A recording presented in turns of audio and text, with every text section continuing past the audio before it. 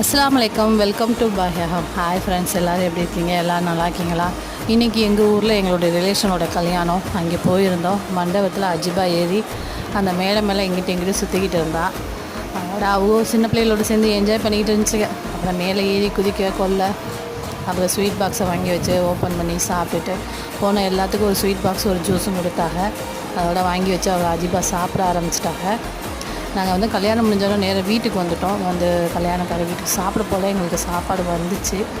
அதோட சரின்னு சொல்லிவிட்டு சாப்பிட ஆரம்பிச்சாச்சு. பிரியாணி, அதோட mutton biryani, raita, bread halwa, chicken 65, அப்புறம் தால்ச்சா எல்லாம் கொடுத்துட்ருந்தாங்க. நல்லா சாப்பிட்டோம். இன்றைக்கி இல்லை, நேற்று, அதாவது சண்டே இப்படி தான் எங்களுக்கு போச்சு.